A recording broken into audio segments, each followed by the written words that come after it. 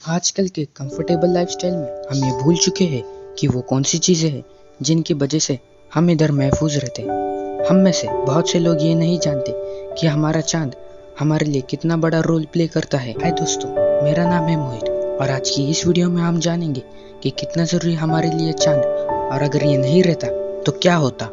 चांद हमेशा से ही धरती के पास नहीं था।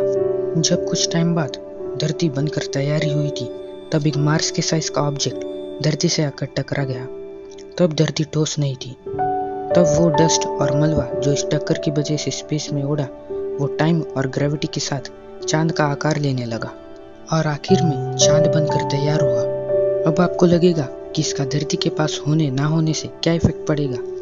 तो सुनिए, अगर चांद नहीं होता तो धरती की रोटेशन की स्पीड बहुत फास्ट होती थी। एक रोटेशन में 6 घंटे होते थे, 3 घंटे की रात और 3 घंटे का दिन। इतनी फास्ट रोटेशन की वजह से धरती को पर्याप्त मात्रा में सन की हीट अब्सॉर्ब नहीं हो पाती थी। इस वजह से टेम्परेचर हमेशा -0 डिग्री सेल्सियस के नीचे रहता और ज़्यादातर वाटर शायद सॉलिड स्टेज में ही रहता। धरती के तेज रोटेशन की वजह से हवाएं काफ़ी तेज होती थी, करीब 200 किलोमीटर प्रति घंटे से भी ज़्यादा तेज। अर्थ का एटमॉस्फेयर पर्याप्त मात्रा में सूर्य की ऊर्जा लेता है, जो पानी को फ्रीज होने नहीं देता, और उसका सन से परफेक्ट डिस्टेंस वाटर को अलो करता है वेपराइज ना होने देने के लिए। यही दोनों फैक्टर की वजह से अर्थ पर लाइफ शुरू हो पाई थी। ये दोनों अर्थ की सक्सेस कीज है। और अगर चांद नहीं होता तो धरती आज उसके एकदम उलट होती थी। हमें दूसरे एटमॉस्फेयर में ढलना पड़ सकता था, और अगर कोई जीव इस वातावरण में ढलने में असफल रहता तो उसकी मौत हो जाती। अर्थ पर लाइफ होती, पर बस माइक्रो ऑर्गेनिज्म के फॉर्म में।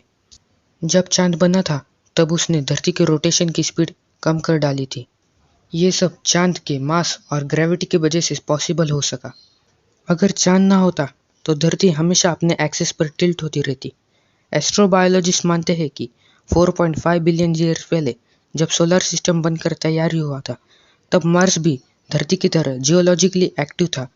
मार्स पर भी आज जीवन हो सकता था, पर क्योंकि उसका कोई मून नहीं था, तो वो करोड़ों सालों में एक बार अपने एक्सिस पर टिल्ट हो जाता था, जिससे बहुत से सालों में सुपर विंटर्स आती रहती थी।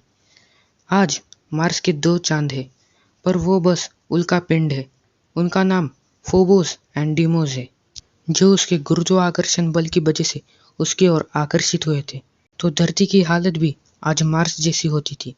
आज आप चांद के बगैर धरती की कल्पना कर सकते हो, पर अगर चांद नहीं रहता तो कल्पना करने के लिए आप ही ना रहते। धरती पर सीजन साइकिल नाम की कोई चीज़ नहीं होती। कहीं पर भयंकर सुनामी आती तो कहीं पर सालों साल सूखा रहता। खेती करना और फसलें उगाना नामुमकिन होता।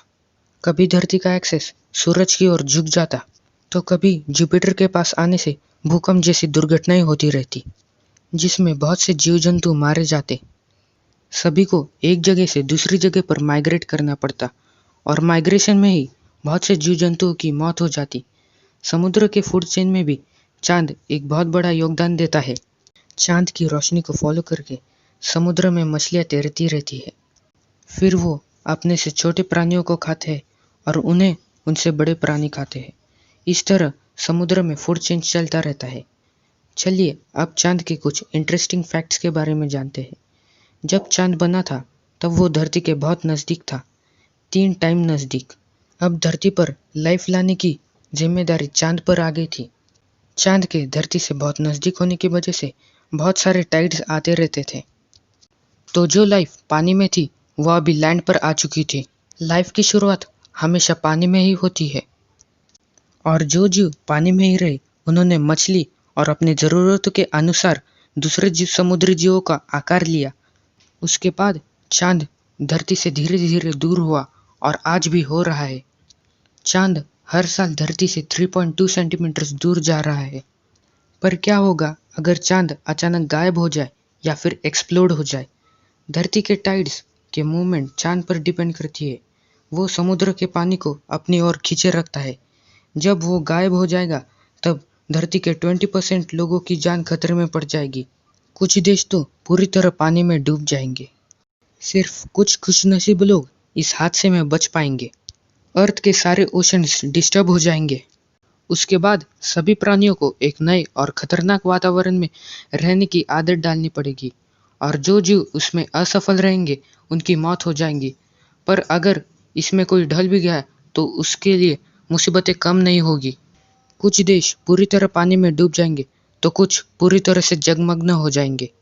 अगर आपने इस वीडियो को एंजॉय किया तो प्लीज़ इसे लाइक और सब्सक्राइब कीजिएगा और नीचे दिए हुए बेल आइकन को भी ज़रूर क्लिक कर दीजिए।